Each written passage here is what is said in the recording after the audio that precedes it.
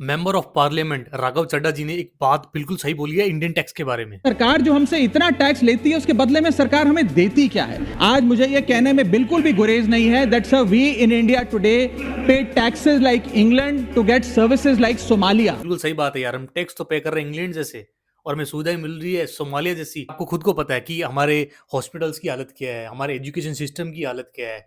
हमारे टैक्सेस के कारण आप देख सकते हैं कि जैसे चुनाव होते हैं इंडिया में किसी स्टेट में, वो फ्रीबीज दे देते हैं। फ्रीबीज यानी कि कह दिया कि इस योजना से आपको 3,000 रुपये मिलेंगे, इस योजना से आपको 10,000 रुपये मिलेंगे। आपने हाल ही में देखा ही होगा जब बिहार चुनाव हुआ था 10,000 रुपये दिए गए थे। तो उसी कारण वो हो सकता है, देखिए पॉइंट रहता ही है, बिहार चुनाव में जीत भी हुई थी बीजेपी की।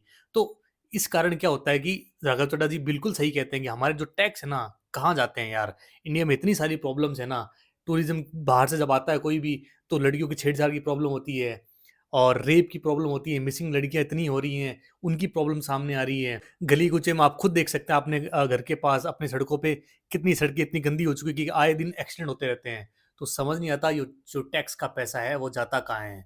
और टैक्स का पैसा इन जगह जो यहाँ यूज होना चाहिए ना, वहाँ उधर यूज नहीं होता है। जब यूँ पूछा जाता है कि भाई मिडिल क्लास के लिए आप क्या चीज लेकर आए हैं, कितनी बेनिफिट मिला मिडिल क्लास, इस तरह के रिएक्शन जो है निर्मला सीतारमण जी का सामने आता है।